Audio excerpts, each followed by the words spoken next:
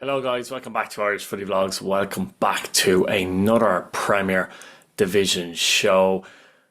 First quarter games have now been played. Aside from Shamrock Rovers and Cork City, they still have to play their ninth game. They play each other on Monday at Tallaght Stadium, but everyone else has played 9 games. Interesting stuff, obviously. Drogheda United are top of the league after 9 games. Not many people would have predicted that, but they are flying at the moment.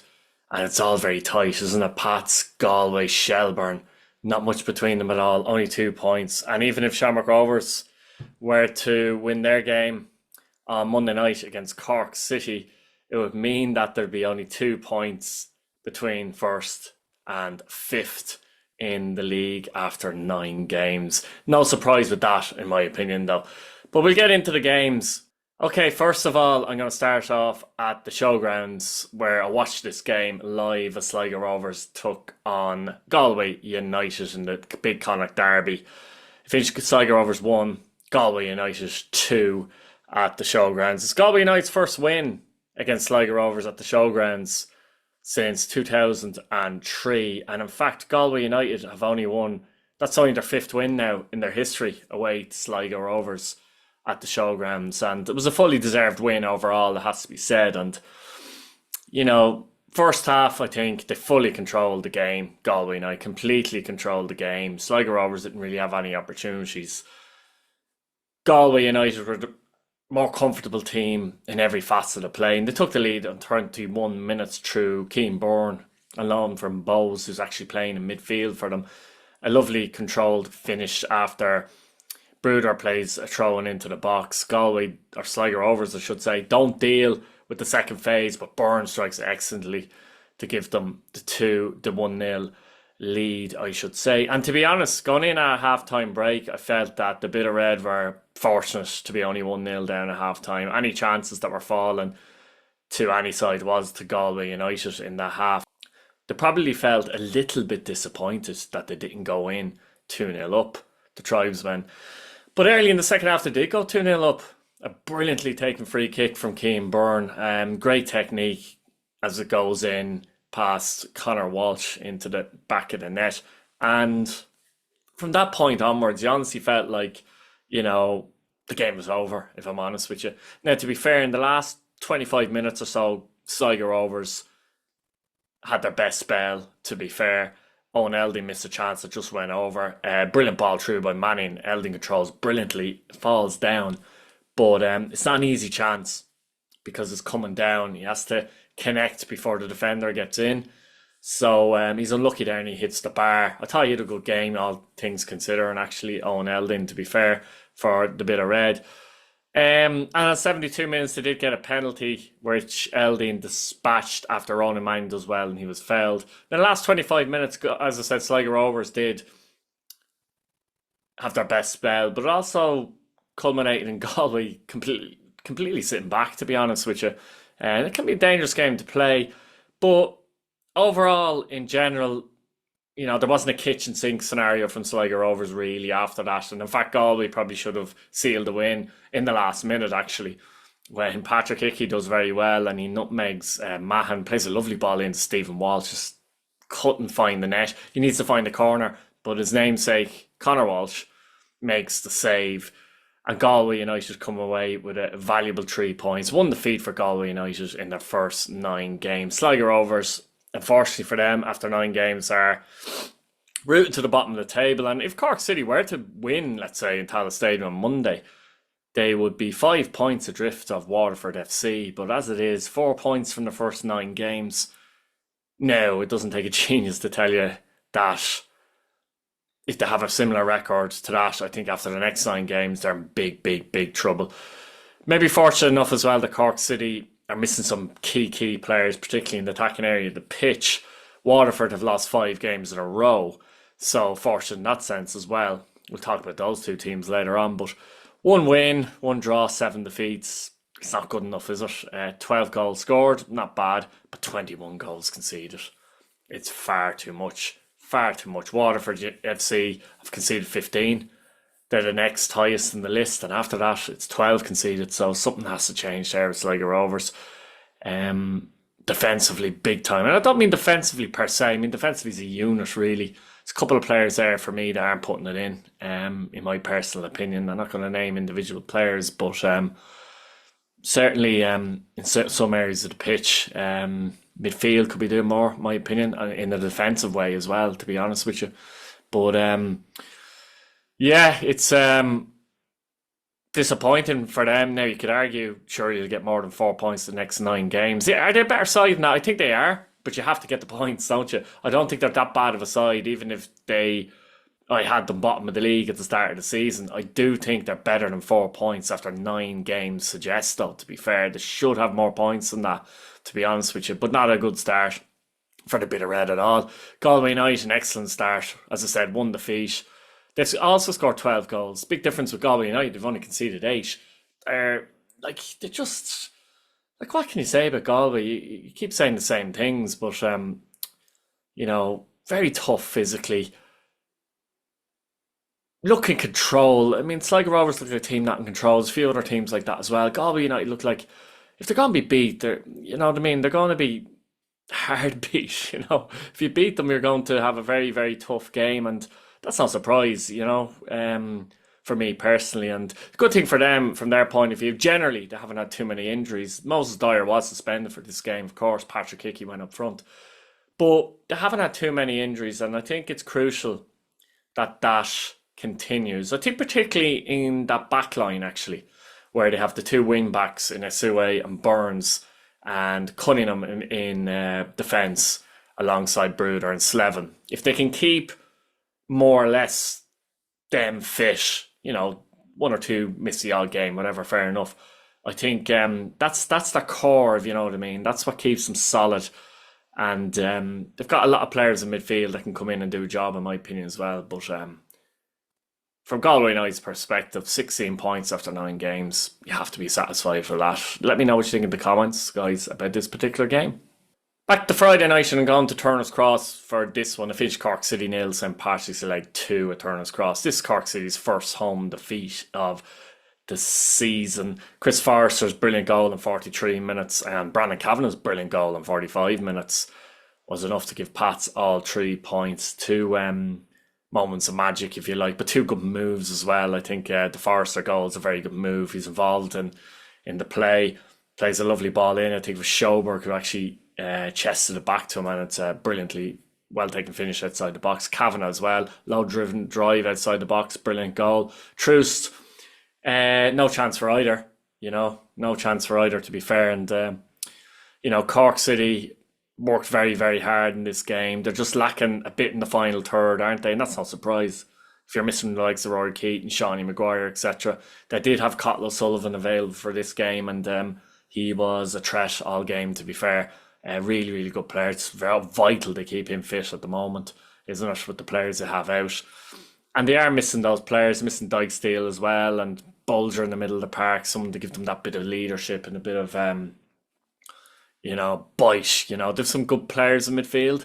The likes of Shipson, I think Kit Nelson's a good player as well, but they're lacking that at the moment. And, they look like they can see goals overall. Benny Cushaw, very good going forward in this game. Suspect defensively, though, in my opinion, but very, very good going forward. And it's a tough one for them at this minute in time. It really is, and there's not much you can do really in terms of bringing in players because we're not really in the market at the moment. You can get players free agents and stuff, but who's going to be available that's any use at the moment, let's be honest. So Cork City, after 9 games, will they be happy? Probably not. I did say at the start of the season, though, depending on how well Keeshan and Maguire do, will show on the table. And Keeshan looks like he's gone for the rest of the season. Maguire's been out for a number of games now. No idea when he's back either. That's the other point. So they're massive losses for them, to be honest with you. Massive losses for them. As for Pats, there was good stuff from Pats in the game. Funnily enough, Pats played better in the second half, which is a bit strange because they were 2-0 up, obviously, at half time, but they played better football in the second half, to be fair. Didn't add to their lead. Cork did have some chances as well, in fairness, and Anang, He's really grown into a very good goalkeeper. Commanding, he's good with his feet, we know, but made a couple of good saves in this game, particularly from Benny Kudo, actually. Um, could Cork have had a penalty? Was Cottle O'Sullivan fouled? Potentially, I think a lot of people were saying that he went down easy, but that doesn't mean it's not a penalty if a player goes down easy. Probably a bit unlucky with that as well, to be fair. And I suppose in the last few weeks they're not getting the bounce of the ball, Cork City either.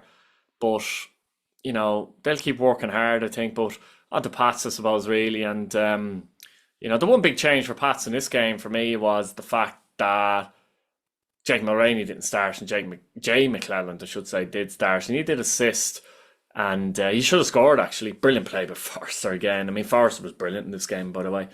He's been one of the best players I've seen this season so far, actually, in general. If there was a player of the season award right now, he'd be fairly close to the top of my list. There's a couple of other players there as well, but he'd be up there. He's controlling games, a lot of games, and apart from his goal, that bit of play where he does well to get it to McClelland. McClelland be disappointed in score. He hits a straight at truce, but playing really well. Chris Forrester just has the quality, doesn't he? But Amelia was up front for Pats as well, and I suppose the big thing for Pats in the next number of weeks is, can they keep near the top of the table without Aidan Keane in particular? Because not only Keane, he was really on form. He was really in form and scoring goals, and good goals too, but playing well as a striker in the overall terms of being a centre forward. It is a loss. So, if Amelia was to pick up an injury, you know what I mean, they'd be in trouble a little bit. Still need more from El Bazzetti, I think, as well, Pats, to be honest. That sort of way. But yeah, I mean, they'd be happy enough, Pats, with the first 9 games, because whereas they haven't been brilliant performance-wise, they're in there. They're in the mix. You want to leave yourself in the mix, and that's the main thing from their point of view, is that they're in the mix. 17 points for 9 games. The challenge for Pats for me in the next 9 games is, can they better 17 points? They can, but will they is the question. Some players do need to kick on with the performance levels as well, in my opinion, in terms of really improving and really getting them maybe to the top of the table, basically. But they'd be delighted to go down to Cork nonetheless and pick up the 3 points. Cork City, a little disappointing. Let me know what you think in the comments. Oh, at the Brandywell, I mean, it was, about 6 minutes of madness, to be honest with you. Finished Derry City 1, Drogheda United 3 at the Brandywell. And, look, first of all, Drogheda, after 9 games, 1 defeat, 18 points. What a start for them. Brilliant start for them.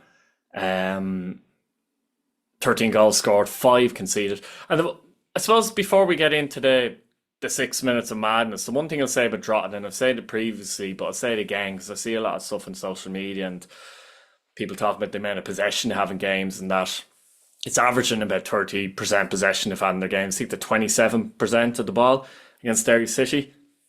People have to understand this, though. They're not interested in dominating possession of the ball. This is how they play. They set up. I'm not even sure if I'd say defensively, to be honest with you, because obviously they defend well. There's no doubt about that in the 3-5-2 system that they actually play. But they know exactly what they're doing. They let teams generally play in front of them and kind of say, okay, play in front of us, that's fine. You're not getting anything easy here. But as soon as we nick the ball, we're going to hit you bang, bang on the counter-attack, and we're going to do it well.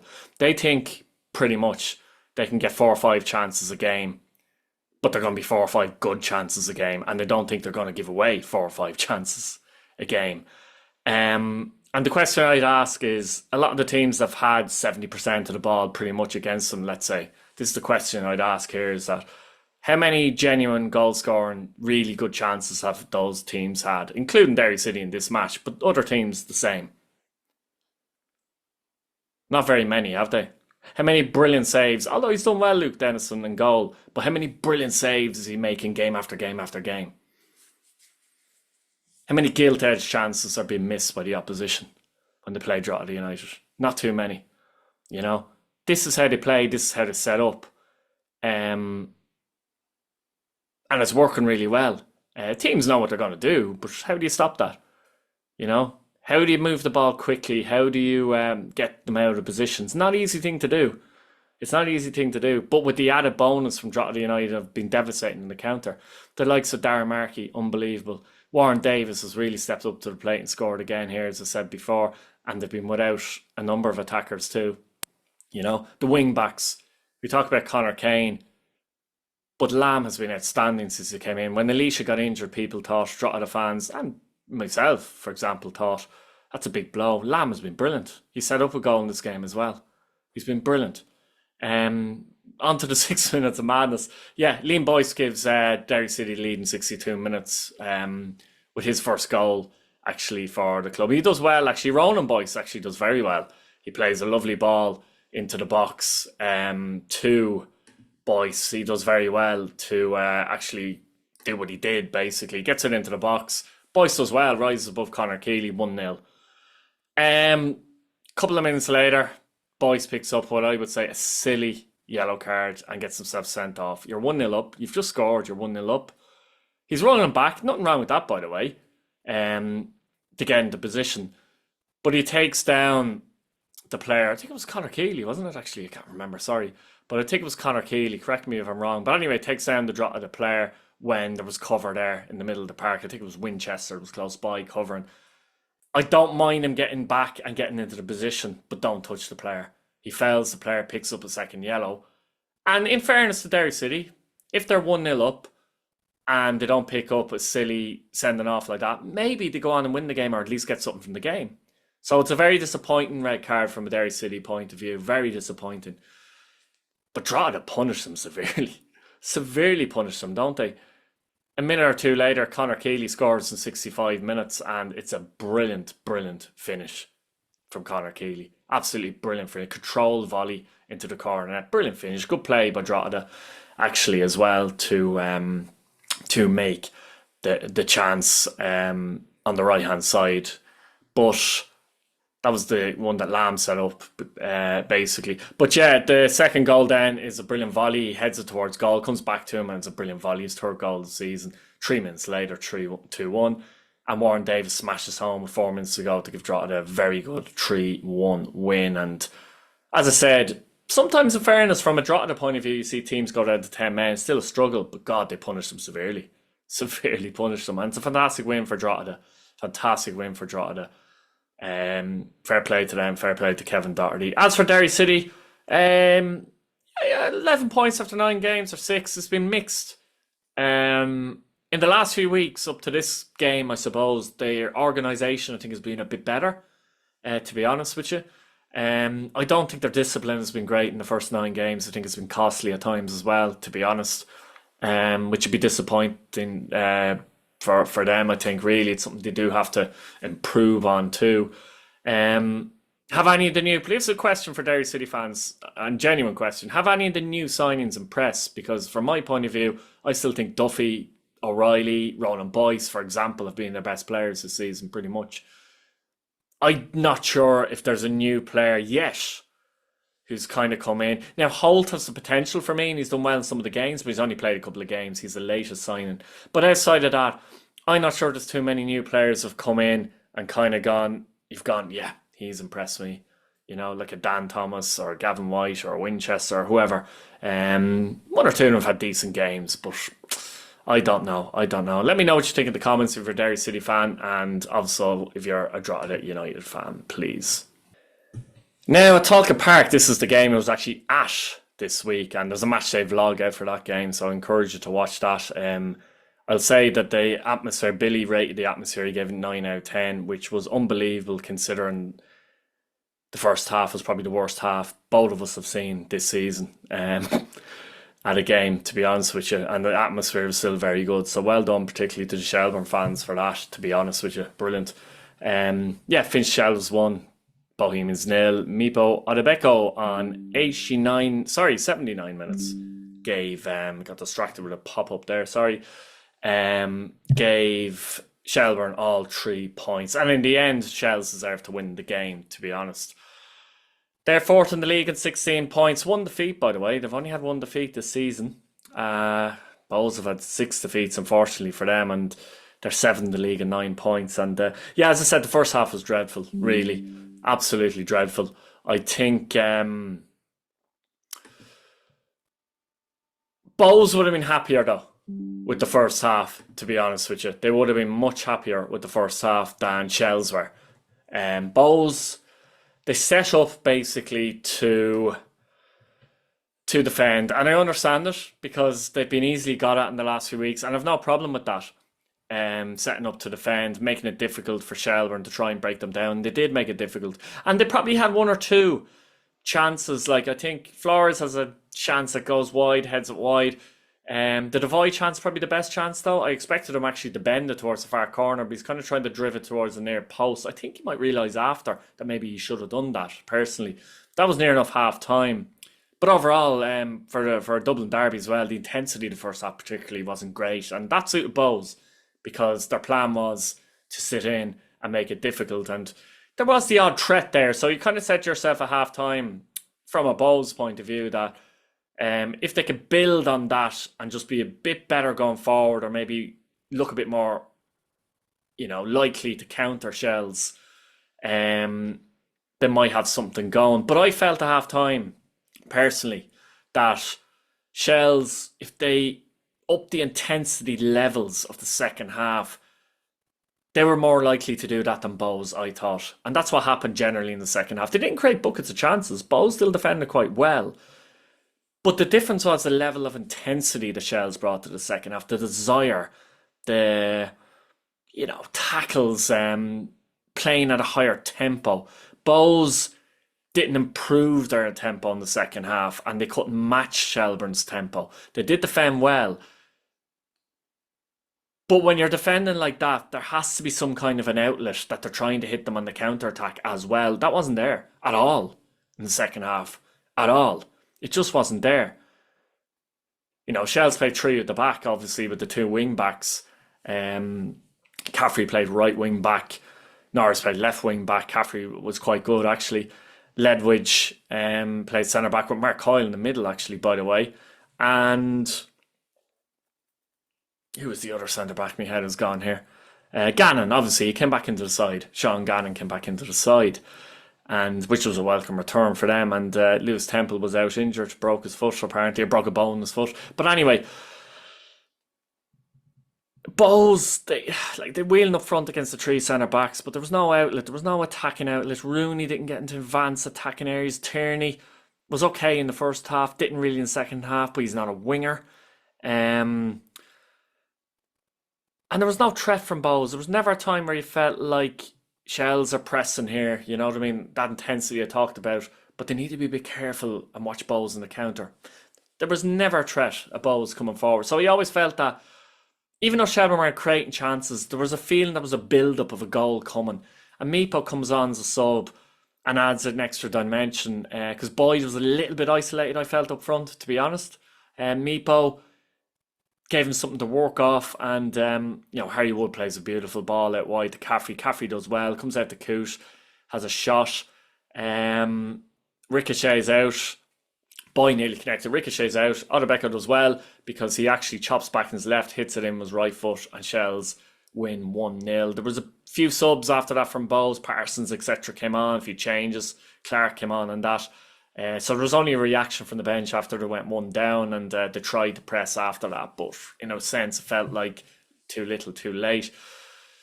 I've no problem with the way Bowes set up, but if you're going to set up like that, you have to have some kind of an outlet, some kind of a threat on the counter-attack. Maybe play two wingers, like genuine speedy wingers, if you're going to do that. And at least that might give you something that you can ask a question of Shells. And that wasn't there. So they deteriorated in that sense in the game a little bit. And Shells didn't play great overall. They just added up the intensity, basically, for the second half a bit and won the game. And, it's there wasn't much in the game overall, as I say. But maybe with the culmination of other games and that, you're kind of looking at Bowes and it's a bit disappointed and that. And also, if it's a game like that, as I said, where it's a little bit of a grind generally, who do you fancy who's going to grind the game out more, Bowes or Shells? If you're a Bowes fan as well, you have to be honest there, because I think most people would say you'd fancy Shells to get the win in that scenario, and they did. Um, and Paul's first 9 games, 6 defeats from nine, not good enough. Obviously, 3 wins. Um, Not really sure where they're going and what they're trying to do. The way they set up in this game, they were set up that way next week. Obviously not, you would think, at home to Cork City, but you know what I mean. Um, but yeah, it's a tough one for Bowles at the moment, and I do feel like the management are they hanging on by a thread here a little bit. I don't know. Shells haven't kicked into. No one's kicked into gear as such, but they'd be happy enough with where they are after 9 games, considering they didn't win for 4 games either during a spell too. They'll want to add a few more goals to their game. They're still quite good defensively overall. They look more solid the last few weeks, a bit like Chelsea last year in that sense. They want to add a few more goals, and they need more consistency out of Oda Becco. Interesting, Oda Becco made a comment after the game in an interview, and I'm not sure what Shells fans think about this, but tell me what you think yourself personally about this. But basically said he hadn't been talking to Duff all week, and when he was coming on, he wouldn't talk to Duff and that kind of thing because he felt he shouldn't have been dropped. Is that the right attitude for you, or should you be saying that more so in the interview after the game? That's the question I'd ask. I'm not sure now personally, but I don't think he's been playing well enough for a start. So maybe you got to show the right attitude in a different way than that. Because I personally don't think he's been playing well enough. Has he in the last few weeks for Shells? It's probably right he was dropped. So let me know what you think, if you're a Shells fan, in the comments, and let me know what you think overall. Thank you. Finally, at Tallaght Stadium, I predicted this one spot on for a change. Shamrock Rovers beat Waterford FC by 2 goals to nil, and it was a game that Shamrock Rovers completely dominated from start to finish. Probably should have scored a few more goals. McInnes in 33 minutes gives them the lead after brilliant play from Josh Honan on the left, and McInnes heads into the net. Jack Burns free kick played into the box, and Lee Grace does well to head home to give them the 2-0 win. And Waterford did come up here to set up. Defensively made it hard for Shamrock Rovers, but when Shamrock Rovers scored, you felt there was only going to be one winner in the game. And from Waterford's point of view, after a good start, they've now lost 5 games in a row, which is obviously very disappointing and a bit concerning if you're a Waterford fan. After the start they've had. Now, in fairness, they went back to that system, which I think suits them a bit better. Generally, they'd three at the back with 2 wing-backs. Backboard was back, and he went to right wing-back. They're missing Boyle maybe at the moment, his organisational skills, but Horton went back to centre-back, Leahy in a back three, and Radkowski, obviously. McCormick came back into the side as well, but he was taken off at half-time, as was Glenfield. Interestingly, Lonergan hasn't started the last few weeks with Hammond, which is interesting. Let me know if you're a Waterford fan what you think about that in the comments. But it's concerning at the moment. Only Sligo Rovers conceded more goals. They seem to lack a bit of punch though, don't they? Now Hammond gets chances, he'll pretty much score, but they're not creating an awful lot of chances basically. And thank God they've got Podge Hammond, I would say there. So yeah, they're definitely struggling at the moment. It's a tough one because, to be honest, if I'm honest about it, I think in terms of squad, in terms of players, quality players, I think they're probably in the bottom three, if I'm honest, squad wise in the league. And that's kind of where they are at the moment. Now, are they better than Cork City? Are they better than Sligo Rovers? You know what I mean? It's hard to know at the moment, really, isn't it? To be honest with you, I think Cork City potentially are stronger if they've all their players available, but that's not the case. But I don't know. Big game next week in Sligo, but we'll talk about that during the week. Shamrock Rovers have been very miserly.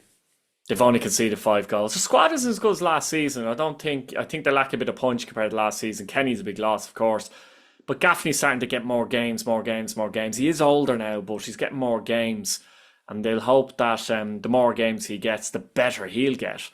But they do have goals in the team, but they're not really getting the goals. Like Burke's obviously capable of scoring. McInnes have Watts. Healy, I think, is capable of scoring. He was really good in this game in midfield. And they've got defenders who can score goals, dangerous set pieces, etc. But they've been very good defensively. Better defensively than they were last season, actually, to be honest. And they'll be delighted, I think. because they've been quietly coming along. The fact they had a big season in terms of Europe and that, they'll be happy. I mean, they've a chance on Monday beating Cork City to go a point behind Drogheda United and be really banging the mix, which would be brilliant.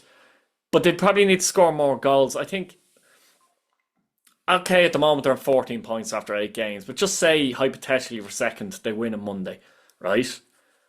They win on Monday after 9 games, they're at 17 points. And at the moment they've only scored 8 goals, sorry. So, by Monday they might score 2 or 3, maybe, if they get the win. But with the goals they're scoring, I think in terms of the points, that's a good return. Do you know what I mean? Even now, 14 points, 8 goals scored.